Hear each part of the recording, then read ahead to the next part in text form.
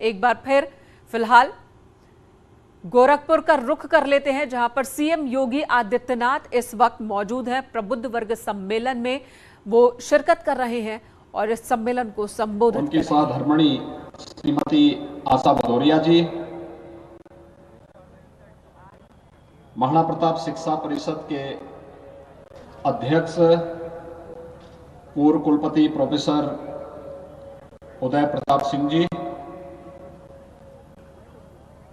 माननीय सांसद श्री रवि किशन जी, माननीय सांसद राज्यसभा डॉक्टर राधा मोहन दास अग्रवाल जी, पूर्व केंद्रीय मंत्री श्री शिवप्रताप शुक्ल जी, गोरखपुर के महापौर श्री सीताराम जायसवाल जी,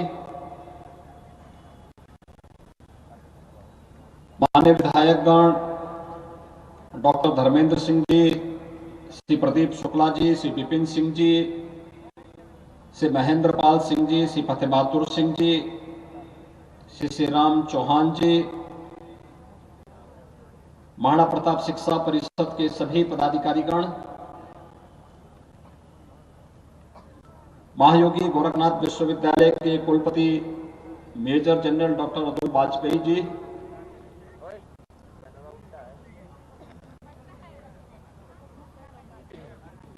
आज के इस कार्यक्रम में उपस्थित सभी उपस्थित महानुभाव,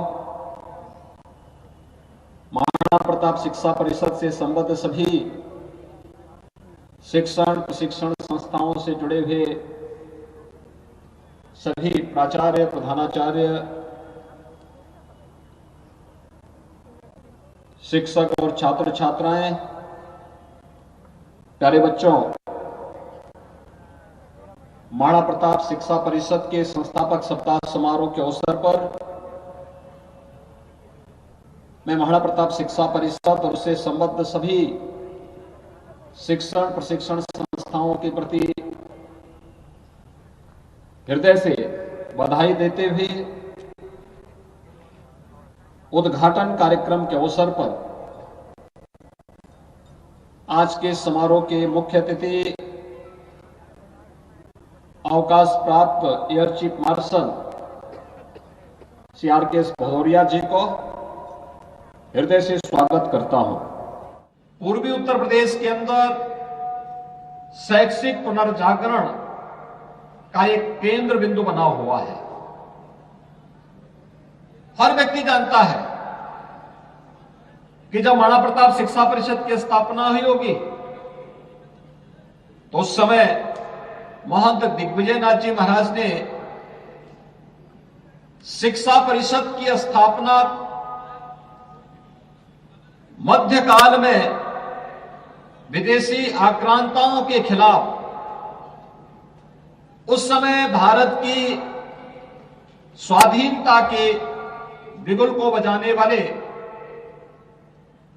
शौर्य और पराक्रम के प्रतीक महाराणा प्रताप के नाम पर उन्होंने शिक्षा परिषद की स्थापना की। पहली संस्था की स्थापना महाराणा प्रताप के नाम पर ही की, क्योंकि सामने हमें जिस लड़ाई को देश को लड़ना है उनके सामने उद्देश्य भी स्पष्ट हो और उद्देश्य की प्राप्ति का एक माध्यम भी होना चाहिए। माध्यम थे महाराणा प्रताप का शौर्य और पराक्रम। लक्ष्य था देश स्वतंत्र होगा और स्वतंत्र भारत में राष्ट्रभक्त नागरिकों की एक लंबी फौज खड़ी हो, क्योंकि राष्ट्रभक्त नागरिक ही अपने राष्ट्र के सर्वांगीण विकास के लिए कार्य कर सकते हैं। और उस अभियान को आगे बढ़ाते हुए जो कार्यक्रम प्रारंभ हुए, आज मुझे प्रसन्नता है कि महाराणा प्रताप शिक्षा परिषद अपनी सभी शिक्षण प्रशिक्षण संस्थाओं की मदद से एक धार्मिक, एक शैक्षणिक, एक सांस्कृतिक संस्था के द्वारा जो भी कार्य राष्ट्र के प्रति अपने उत्तरदायित्वों का निर्वहन करने के लिए किया जाना चाहिए, उस दिशा में अपने स्तर पर भी प्रयास कर रहा है। जब हम सर्वांगीण विकास की बात करते हैं तो सर्वांगीण विकास का मतलब केवल सर्टिफिकेट, डिप्लोमा या डिग्री प्राप्त करना नहीं है, बल्कि अपने पाठ्यक्रम के पर भी उन सभी गतिविधियों का हिस्सा बनना जो हमें भविष्य की चुनौतियों के प्रति सदैव एक नई प्रेरणा और एक नया प्रकाश हम सबके सामने प्रस्तुत कर सके। और इसीलिए महाराणा प्रताप शिक्षा परिषद प्रतिवर्ष 4 दिसंबर से 10 दिसंबर के बीच अपना संस्थापक सप्ताह का इस समारोह आयोजित करता है। इसमें महाराणा प्रताप शिक्षा परिषद से संबद्ध संस्थाओं के साथ ही महानगर, जनपद और आसपास के अन्य जनपदों से जुड़ी हुई शिक्षण प्रशिक्षण संस्थाएं भी भागीदार बनती हैं। विभिन्न प्रकार की प्रतियोगिताएं इसमें शामिल की जाती हैं, विभिन्न कार्यक्रम इसके साथ जोड़े जाते हैं। खेल कूद की प्रतियोगिताएं होती हैं, भाषण की होती हैं, गायन की होती है, और इसकी शुरुआत होती है अनुशासन से। हम सब जानते हैं कि अनुशासन अगर व्यक्ति के जीवन में नहीं है तो कभी अपने लक्ष्य को प्राप्त नहीं कर सकता। अनुशासनहीन व्यक्ति, नागरिक या अनुशासनहीन छात्र की स्थिति वैसे होती है जैसे एक पेंडुलम होता है, उसकी कोई गति नहीं होती, उसका कोई लक्ष्य नहीं होता। ऐसे ही कभी भी हमें अपने जीवन में इस बात को ध्यान रखना होगा कि आज महाराणा प्रताप शिक्षा परिषद का जो कार्यक्रम प्रारंभ होता है, इस अनुशासन पर्व से आगे बढ़कर के फिर विभिन्न प्रकार की प्रतियोगिताओं के साथ आगे बढ़कर के और मुख्य समारोह के साथ 10 दिसंबर को फिर उसका समारोह होता है। यह अनुशासन जिसमें उन सभी संस्थाओं को जो अपने संस्था से जुड़ी हुई यूनिफॉर्म के साथ ही अपने व्यवस्थित अनुशासन के लिए जानी जाती हैं, उनको भी पुरस्कृत किया जाता है। और साथ साथ विभिन्न प्रकार की जो प्रतियोगिताएं होती हैं उनमें भागीदार बनने वाली टीम को, पुरस्कार प्राप्त करने वाली टीम्स को भी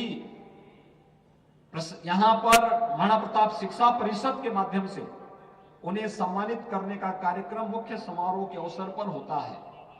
आज हम सबको इस बारे में ध्यान रखना होगा कि देश एक सकारात्मक दिशा में आगे बढ़ चुका है। यह देश वर्तमान में अपनी आजादी का अमृत महोत्सव मना रहा है और आजादी के अमृत महोत्सव वर्ष में हम सब के लिए कि जब देश अपनी आजादी के 75 वर्ष पूरा करके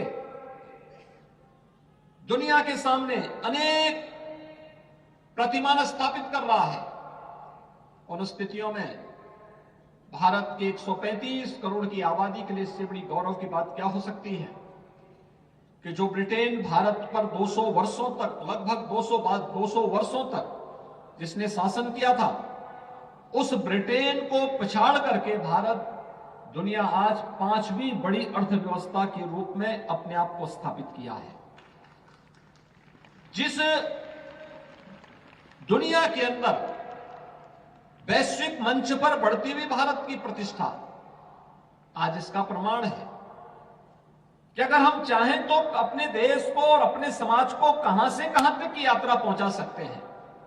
आपने देखा होगा 1 दिसंबर को प्रधानमंत्री मोदी जी ने दुनिया के उन 20 बड़े देशों का, जिनका दुनिया के 80% संसाधनों पर अधिकार है, G20 के देशों का नेतृत्व का अगले 1 वर्ष का दायित्व उन्होंने संभाला है। ये वैश्विक मंच पर भारत की बढ़ती हुई प्रतिष्ठा का और भारत नेतृत्वकर्ता के रूप में अब दुनिया को भी मार्गदर्शन करेगा, उस भूमिका के रूप में आज भारत दिखाई दे रहा है। स्वाभाविक रूप से जब भारत का नेतृत्व भारत को इस दिशा में आगे बढ़ा रहा होगा, उसमें बहुत सारी चीजें हैं जिसको हमें समझने की आवश्यकता है। एक, कोरोना कालखंड में भारत का मॉडल, आपने देखा होगा बहुत सारी ऐसी चीजें हुई कोरोना कालखंड में जिसको जो दुनिया के लिए यूनिक थी, दुनिया के लिए प्रेरणादायी थी। महामारी के दौरान भी अपने नागरिकों के हितों के संरक्षण के लिए ईमानदारी पूर्वक कार्य किया जा सकता है, यह उदाहरण देखने लायक था। और दूसरा, भारत ने इस दौरान, जब दुनिया कोरोना जैसी महामारी के सामने पस्त थी, तब भारत अपने यहां नई नई योजनाएं बना रहा था और उसमें भी किसी भी राष्ट्र के सर्वांगीण विकास की जो सबसे महत्वपूर्ण वो न्यू हो सकती है वह शिक्षा है। और शिक्षा में राष्ट्रीय शिक्षा नीति को घोषित करके प्रधानमंत्री मोदी जी ने देश के सामने एक बड़ा लक्ष्य भी रखा है। और इस अवसर पर मैं आप सबसे कहूंगा, राष्ट्रीय शिक्षा नीति हम सबको सर्वांगीण विकास के अनेक पथ हमारा प्रशस्त करती है और उस मार्ग का अनुसरण करते हुए, उसको अपनी संस्थाओं में लागू करते हुए, उससे जुड़े हुए प्रत्येक कार्यक्रम को का पाठ बनते हुए हम स्वयं के लिए भी और समाज और राष्ट्र के प्रति अपने उत्तरदायित्वों का निर्वहन करने के लिए हम अपने आप को तैयार करें। व्यक्ति का जीवन यशस्वी तभी बन सकता है जब वो केवल अपने तक सीमित न रहे, बल्कि अपने समाज और अपने राष्ट्र के प्रति अपने दायित्वों को भी देखें और उसको समझने के साथ साथ ईमानदारी पूर्वक उनके निर्वहन के लिए अपने आप को तैयार करें। आपने भी यहां पे मुख्य अतिथि अवकाश प्राप्त air chief marshal Shri Bhadauria ji के महत्वपूर्ण उद्बोधन को सुना है।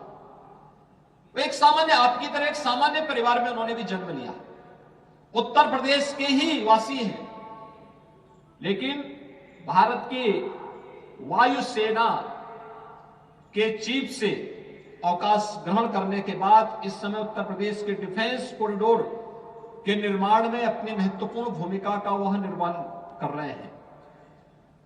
आप भी उस दिशा में अपने कैरियर को आगे बढ़ा सकते हैं। दूसरा जो उन्होंने अपने महत्वपूर्ण उद्बोधन में कहा कि हमें अगर भारत की अर्थव्यवस्था को देश दुनिया की नंबर 1 की अर्थव्यवस्था के रूप में स्थापित करना है, ये केवल देश के नेतृत्व का ही दायित्व नहीं है, ये केवल राज्य सरकार का ही काम नहीं है, हर नागरिक का दायित्व बनता है। और रिसर्च एंड डेवलपमेंट के साथ ही स्टार्टअप की स्थापना केवल आईटी और आईटीएमएस में ही नहीं हो सकता है, बल्कि यह विस्तृत क्षेत्र है। एग्रीकल्चर के क्षेत्र में हो सकता है, शिक्षा के क्षेत्र में हो सकता है, टेक्नोलॉजी के विभिन्न क्षेत्रों में हम इसको आगे बढ़ा सकते हैं। और हर एक क्षेत्र में अगर हम इस कार्य को आगे बढ़ा करके प्रयास प्रारंभ करेंगे तो न केवल अपने स्तर पर हमारा युवा केवल जॉब के लिए भटकता हुआ नहीं दिखाई देगा, बल्कि जॉब देने वाला बनता हुआ दिखाई देगा।